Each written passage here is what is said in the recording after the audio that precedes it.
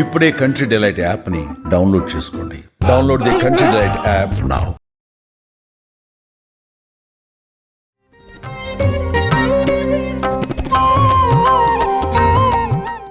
నమస్తే రమగారు. నమస్తే జయ. రమగారు, మనం శరన్నవరాత్రుల గురించి మాట్లాడుకుంటూ ఉన్నాము. 6వ రోజులో ఉన్నాం. ఈ రోజు యొక్క విశిష్టత, అలంకరణ, పూజా విధానం అప్పుడే వారం వచ్చేస్తోంది. అయితే తిథులు పెద్దవి వచ్చినాయి కదా ఈసారి. లలితా పంచమి 6వ నాడు వచ్చింది. ఈ లలితా పంచమి నాడు ఖచ్చితంగా పేరే లలితా పంచమి అని రాయబడుతుంది. లలితా త్రిపుర సుందరిని, లలితా పరమేశ్వరి దేవతని ఈ రోజున అర్చిస్తారు. నవదుర్గ స్వరూపాల్లో మనకి శ్రీశైలంలో అమ్మవారిని కాత్యాయని స్వరూపంతో కొలుస్తారు. అంటే ఈ సంవత్సరము కాత్యాయని అవతారంగా మనకి కనకదుర్గ దేవాలయం 4వ రోజే చూసాం. నవదుర్గల్లో కాత్యాయని స్వరూపం ఉంది. ఈ నందగోప పుత్రికగా చెప్తారు. నందగోప పుత్రిక అంటే శ్రీకృష్ణుడితో పాటు యశోదాదేవికి ఒక కుమార్తె కలిగిందా? అవునండి.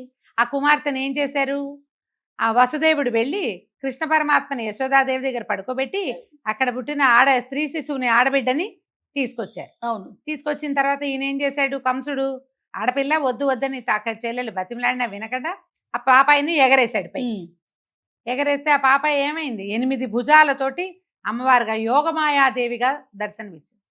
ఆమె ఈ కాత్యాయని అని చెప్తారు, యోగమాయా స్వరూపిణి. అందుకని ఈ శ్రీకృష్ణ పరమాత్మని భర్తగా కోరినటువంటి గోపస్త్రీలందరూ కాత్యాయనిని పూజించారని చెప్తారు.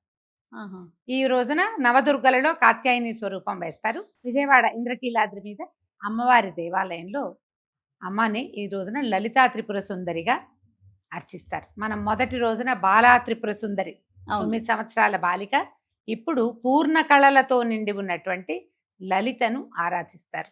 లలిత అమ్మవారివి లలితా పంచకం చాలా బాగుంటుంది. ప్రాతస్మరామి లలితా వదనారవిందం అంటే పొద్దున్నే లలితని తలుచుకోవాలి, సూర్యబింబంలో భావించాలి లలితని. ఎట్లా ఉంటుంది ఆవిడ చక్కగా పెద్ద గుండ్రటి మొహంతో ఈ మొత్తం ప్రపంచమే ఆమెగా, బ్రహ్మాండమే లలితాదేవిగా భావించి గనక అర్చిస్తే లలిత మనకి ఇవ్వనిదే లేదు. ఇచ్ఛాశక్తి, క్రియాశక్తి, జ్ఞానశక్తి స్వరూపిణి అని చెప్తారు. 3 శక్తులు ఆమె ఎందుకు కలిసి ఉంటాయి. ఈ స్వరూపంలో ఎట్లా కనపడుతుంది, వెనకాల భుజాల్లో పాశాంకుశాలు, వెనక చేతులతో చతుర్భుజిగా దర్శనమిస్తుందమ్మ. వెనకాల 2 చేతుల్లో పాశము అంకుశము పట్టుకుంటుంది. చెరుకు బిల్లు, పుష్పబాణాలు ధరించి ముందు చేతుల్లో కనిపిస్తుంది. చక్కగా మంచిగా కూర్చుని ఉంటుంది. సింహాసనం మీద కూర్చున్నటువంటి లలితని భావించి అర్చిస్తే విశేషమైన ఫలితం లభిస్తుంది. ఈ లలితా స్వరూపానికే ఒక ప్రత్యేకమైన గాథ చెప్తారు. మన్మథుని దహించాడు పరమేశ్వరుడు. అవును. ఇది ఎప్పుడు జరిగింది, సతీదేవి వియోగం తర్వాత తారకాసుర సంహారం కోసం పరమేశ్వరుడికి సంతానం కలిగితేనే అతడి వల్లే తారకాసురుడి మరణం అని చెప్పబడి, అప్పుడు సతీదేవి పార్వతీదేవిగా హిమోత్పర్వత పుత్రికగా జన్మించింది. ఆమెని మళ్ళీ పరమేశ్వరుడి వివాహం చేసుకోవటం కోసం ఆమె వెళ్ళి పరమేశ్వరుడిని సేవించే సమయంలో మన్మథుడిని ప్రేరేపణ చేసి పంపారు. పరమేశ్వరుడి యొక్క సమాధిని భగ్నం చేయి, ఆయనకి పార్వతీదేవి మీద మనసు కలిగేలాగా చేయమని. అప్పుడు మన్మథుడు బాణం వేశాడు. పరమేశ్వరుడు తెలుసుకున్నాడు, ఎవరో నన్ను నా సమాధిని భగ్నం చేశారని చూసి పరమేశ్వరుడిని నుదుటి మంటతోటి కాల్చేశాడు. తర్వాత శివపార్వతుల వివాహం జరిగింది. అయితే ఈ మంటకి, కంటి మంటకి కాలిపోయిన మన్మధుడు బూడిద కుప్పగా మారాడు.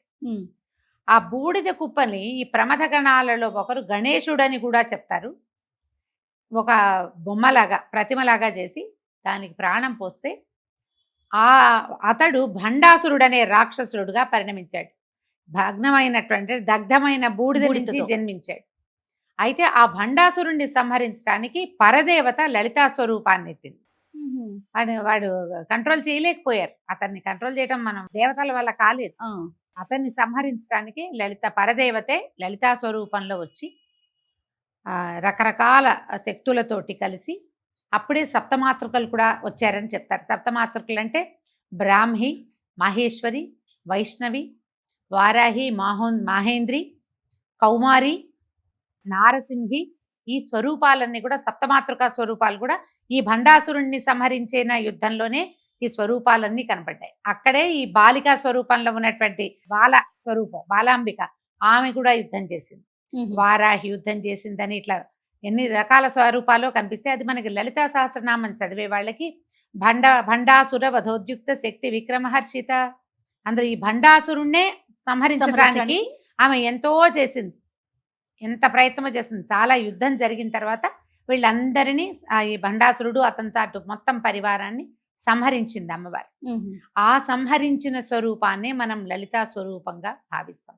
ఆమెని శ్రీమాతగా చెప్తాం. పూర్తిగా ఇప్పుడు లలితా సహస్రనామం నామాలు ఉన్నాయి, అన్నీ చదవలేవు. శ్రీమాత్రే నమః ఒక్క నామంతో మీరు 1000 సార్లు జపించినా అదే ఫలితం లభిస్తుంది. అవును, 108 సార్లు చేస్తే అష్టోత్తరం అవుతుంది.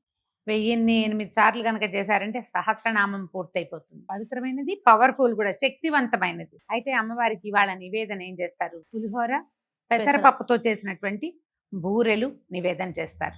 మన శక్తియుక్తుల ప్రకారం మామూలు రోజువారీ చేసినట్టే కొంచెం పులగం చేసుకోవటం, కాస్త పానకము, కొద్దిగా వడపప్పు, ఏ ఫలాలు ఋతువులో దొరికేటువంటి అన్ని రకాల ఫలాలు, కొంచెం కొబ్బరికాయలు. విశేషంగా లలితా సహస్రనామ పారాయణ ఈ రోజున కనుక మనం కుంకుమార్చన అలాంటివి చేసుకుంటే చాలా మంచిది. పంచమి నాడు చేస్తే విశేషం. అవును, 5, 6, 10 మంది ఒకే చోట చేరి ఈ లలితాని ఎన్నిసార్లు అని చదవటం, ఒక 3 సార్లు, ఒక 8, 4 సార్లు, 5 సార్లు లెక్క పెట్టుకుని ఓ 50 మంది చేరామనుకో, 2 సార్లు చదివితే 1,00,000 సార్లు అమ్మనామం చెప్పించినట్టు అయిపోతుంది. అవును, అవకాశం ఉంటే ఇది ఇలా పెట్టుకోవటము, అందరికీ చక్కగా భోజనాలు అవి పెట్టుకుని అందరికి చక్క భోజనం పెట్టడం, తాంబూలం ఇవ్వటం, భోజనాలు కూడా పెట్టుకుంటారు. మనం ఇలా కుంకుమార్చన చేసే రోజున అయితే గనక ఓ 50 మంది ముత్తైదులు వచ్చారు మన ఇంటికి, ఈ ఇది పూర్తి చేసాం, లలితా సహస్రనామం పూర్తి చేసాం, అందరికీ కుంకుమ ఇచ్చాం, అందరూ అర్చన చేసుకున్నాం. తర్వాత చక్కగా అందరికీ భోజన భాజనాదులతో సత్కరించి తాంబూలాలు అవి సమర్పించుకోవడం, బొట్టు పసుపు ఇవ్వటం, అందరికీ పారాయణ పెట్టడం. మనం ఈ రోజున ఎంత చేసుకుంటే అంత ఫలితం. పంచమి నాడు చాలా విశేషం. ఈ రోజున 7 సంవత్సరాల బాలికకి పూజ చేస్తే మంచిది. ఈమెని చండి అంటారు.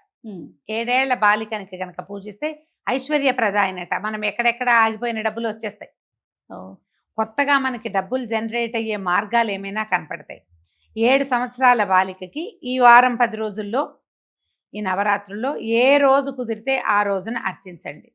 విశేషించి ఈ 6వ రోజు కనుక అర్చన చేస్తే చాలా మంచిది. బాలికకు చక్కగా పాదాలకు పసుపు రాసి పారాయణ పెట్టి గాజులు, తలబొట్టు, తర్వాత ఏమో తలలో పువ్వులు, అలంకరణ సామాగ్రి ఏదైనా ఇచ్చి, ఆకుపచ్చటి వస్త్రాలు ఏవైనా సమర్పించి, మామూలుగా లలిత అంటే మనకి అరుణ అని చెప్తారు. ఆవిడ ఎర్రని వస్త్రం ధరించి ఉంటుంది. లలితా సహస్రనామంలో మొదటే ఆ శ్లోకాల్లోనే కనపడుతుంది అనమాట, ఎర్రని చీర ధరించి ఉంటుంది అని. అయితే ఆకుపచ్చ వస్త్రాలు కూడా సమర్పించవచ్చు.